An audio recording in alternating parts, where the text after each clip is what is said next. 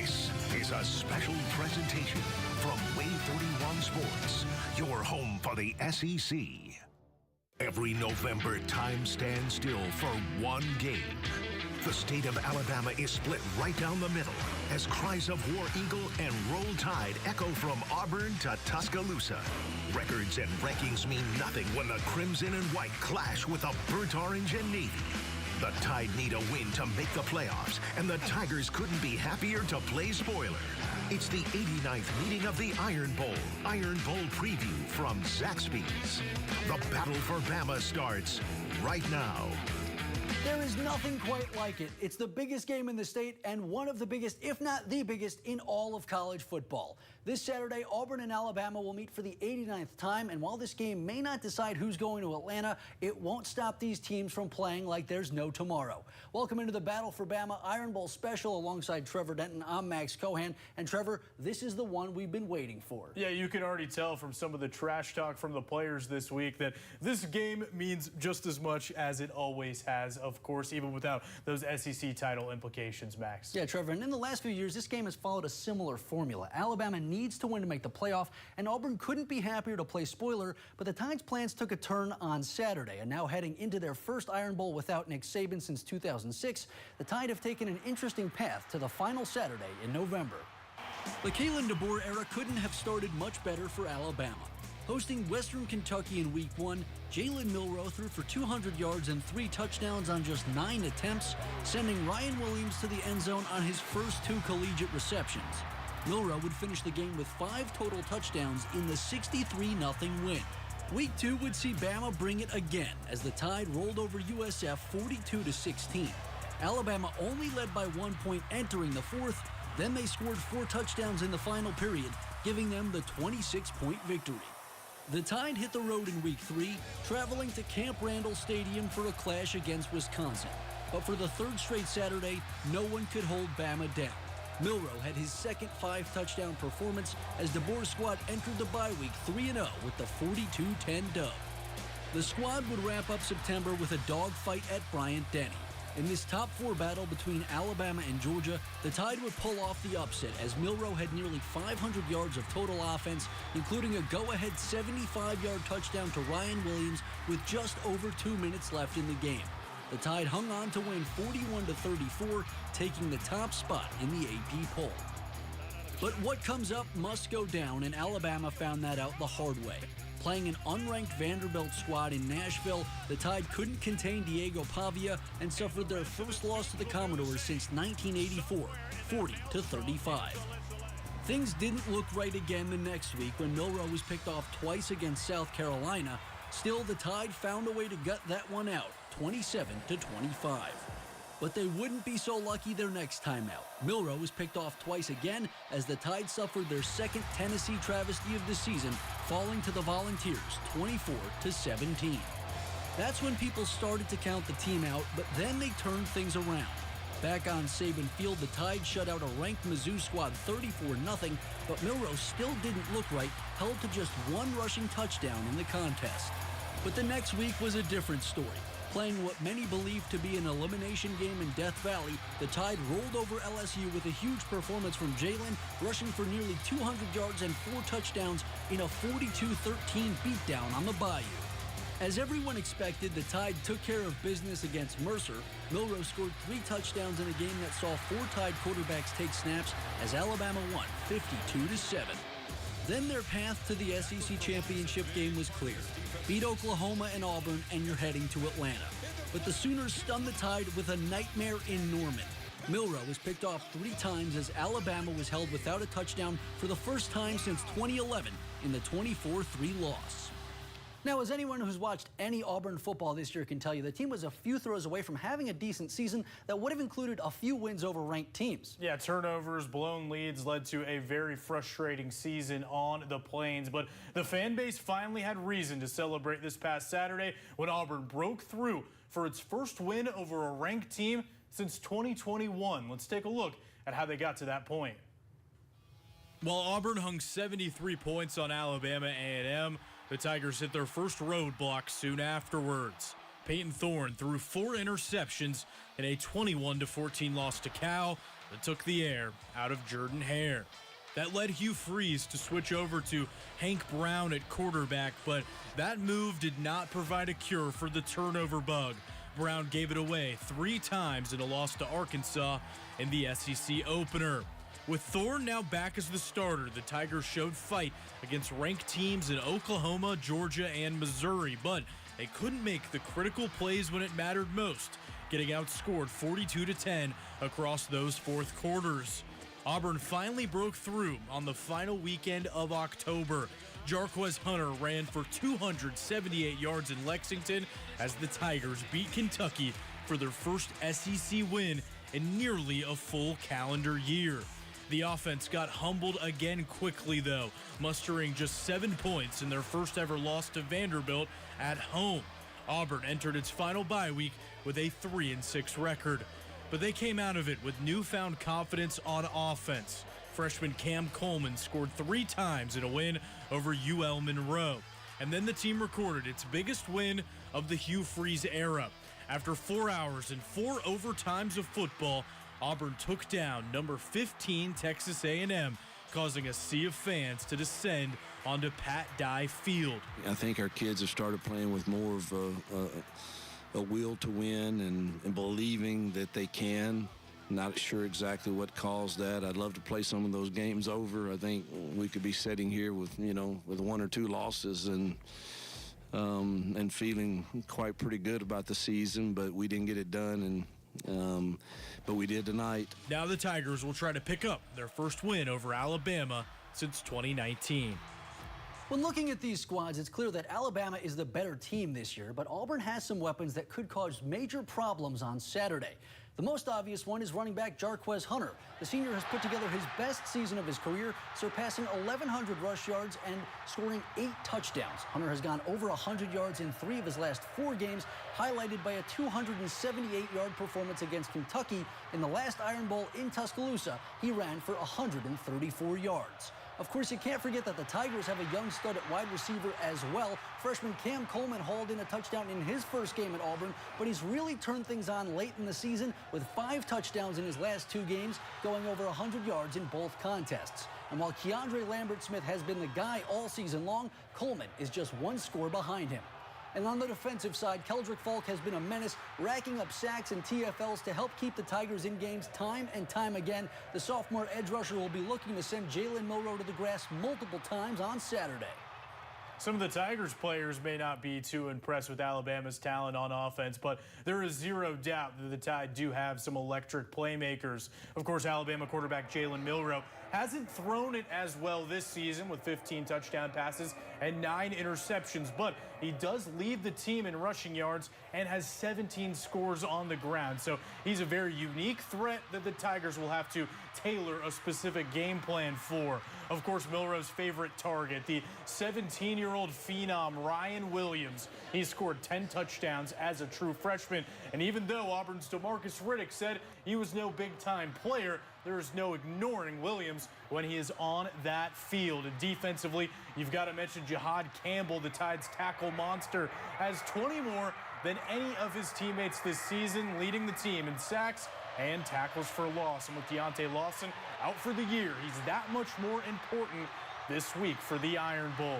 North Alabama will always be an important pipeline for both Alabama and Auburn, and both these teams feature a handful of players from our area. Yeah, you can count 6 Crimson Tide players that call North Alabama home. That includes freshman defensive back Griffin Hansen from Mars Hill. Florence native Neelan Hibbett is the team's starting long snapper.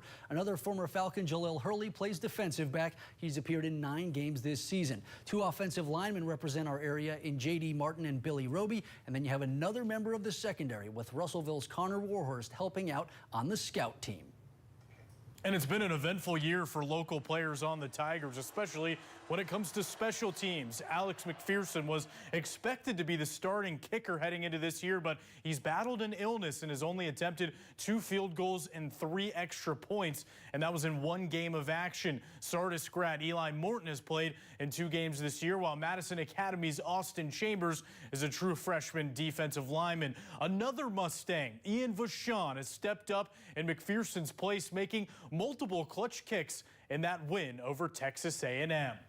Now, Ian Vachon's journey to the Iron Bowl is unlike all the other players. The Madison Academy alum did not sign to play out of high school. In fact, he was playing D3 football at Birmingham Southern until the school closed its doors. When he was forced to transfer, he thought his football days were done, but then Auburn called and he walked on. Vachon entered the season third on the depth chart behind preseason All-SEC kicker Alex McPherson and Towns Magoo, but he would get his shot against ULM, netting all 8 of his attempts. He was called on again last week against Texas A&M, drilling the game-tying field goal in the final seconds of the fourth in a game where Auburn would go on to upset the Aggies in quadruple overtime.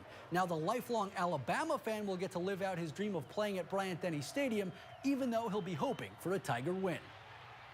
Truly, just absolutely blessed to be in this position and to get to play in the best rivalry in college football. To be honest, Saturday is going to be a big day, and we're just preparing and getting ready to go in there and try to ruin a little season. Now, 2 of the last 3 Iron Bowls have been decided by 3 points or fewer, so Vachon has the potential to play a major role on Saturday. Time for us to take a quick break, but don't go anywhere. When we come back, ESPN's Roman Harper breaks down why either team could win this.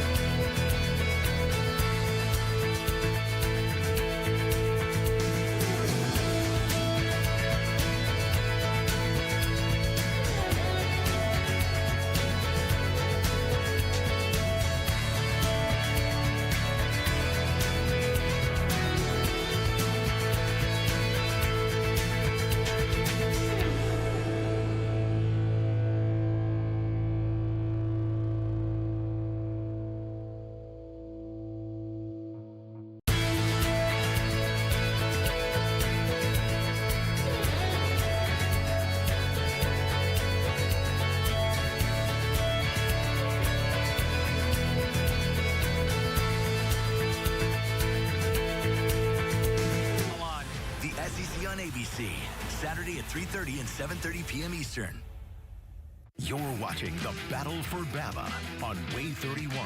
War Eagle, roll time from the Horn of Africa. Well, not that anyone needs a reminder, but these are 2 teams that have both had moments where they look like they can hang with the best and others where it looks like they're just lost. Yeah, that's right. But we wanted to take a look past what Max and I see on the sidelines on Saturday. And for that, we caught up with Alabama alum and Super Bowl champion Roman Harper. Played in a couple of these games. How dangerous is a team that really has nothing to lose and wants to play spoiler?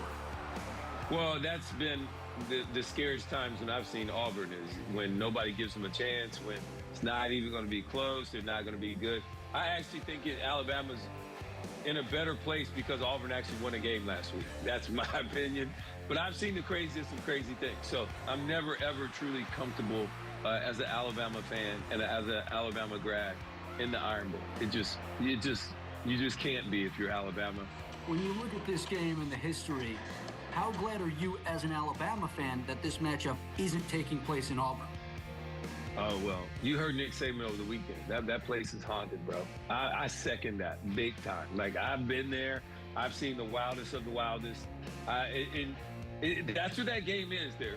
Looking at the season that Alabama's had, a lot of fans will be upset with a 3-loss regular season just because of how it is in Alabama. But you know how hard it is to win in college football. What would you say about what Kalen DeBoer's been able to do in his first season? Look, it's sad to say because I want to say that it would be a successful season, but it really wouldn't be because the way they lost and who they lost to. On top of when you beat teams like Georgia, when you beat a team like LSU the way you did, and then you follow it up with these disappointing losses, like that to me is where it's just like it's just not where it could be. When you look at the Auburn team, you take back a couple interceptions. It's a very different season on the Plains. How much do you think this team really could be dangerous, but their record and the losses that they've suffered maybe make people overlook them? I think that's exactly why people overlook them. But they lost a lot of one-score games. They've been close in every game at some point in time. Peyton Thorne hasn't been turning the football over as much as he did earlier this season. Like, all these things kind of help you figure out who you are. They also have a really, really good running back and some really, really good wide receivers. And their defense is pretty salty. And so Auburn has a lot of the fixings of a really great meal. They just don't know how to plate it all together in the right amount of time. So that's kind of where they've been at. But they can beat anybody, like I said before, when they play the way that they are capable of playing. But we'll have to see because this is a game that both of these teams need desperately. And so the most desperate team is usually the team that wins. Isn't that right? Watching the Iron Bowl is one thing, but playing in it, that's what dreams are made of. Yeah, right after the break, you'll hear from two guys about just how special it is to play in the Iron Bowl in the state that you're...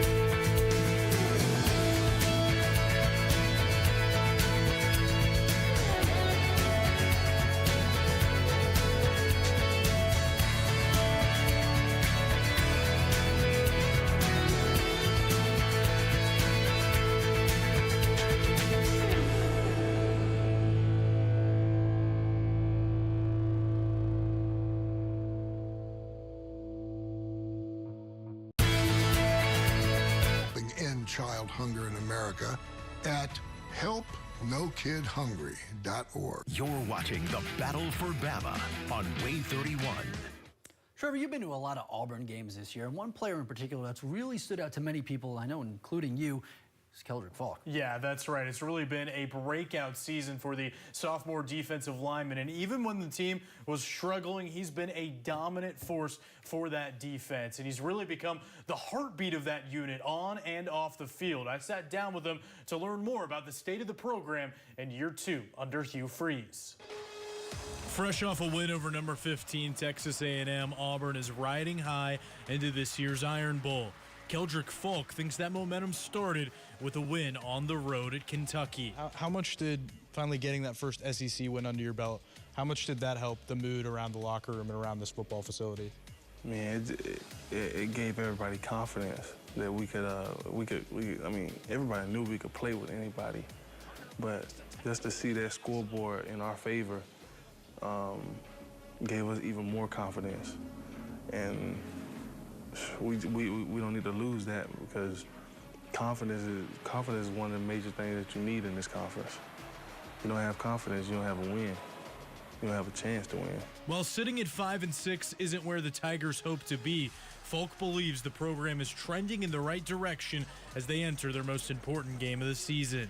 I don't think we're too far off as far as just because we're competing with the best of the best, and you know, we're in the games with some of the best teams in the country. We just got to finish those games when we have the chance to. I want to tell all the freshmen that's coming in this coming up year just to come in and work, because when you get here, we have a standard that we're gonna practice by. We're gonna go and handle our business by. And does it feel like you're one of those guys right now, one of those key guys that's responsible for upholding that standard at the moment? Yes, sir. Yeah, I'm definitely one of the guys that feel responsible to hold up that standard. If I don't hold up the standard, then other guys feel like they don't have to. It's a good burden to have just because I want to hold that standard. That standard is how we're going to get better in the long term. Well, I appreciate your time. It's been a lot of fun watching you. It's here. Yes, sir. Good luck with the rest of the Appreciate it. season. Thank you, man. Always jarring when you get called sir for the first time in an interview. That's how I know I'm getting old. But as he's getting older, continuing to be a focal point for the team, he said they're playing with confidence right now. You could definitely see that in that win over Texas A&M, Max. Yeah, this team is playing with confidence, and it probably makes Alabama fans feel a little bit concerned. Had they lost that game to Texas A&M, the feelings are a little bit different, especially because Alabama lost to Oklahoma. Absolutely. You really never know what's going to happen in the Iron Bowl. Yeah, it felt like the Tigers needed that win over Texas A&M to prove to themselves that, hey, we can compete with the big dogs. Up until that point, they'd had many close calls, many drives with the ball there at the end, couldn't get it done. Now they've gotten it done. They have proof of concept. We'll see if it carries over into the Iron Bowl. All right, stick with us. We've got right more.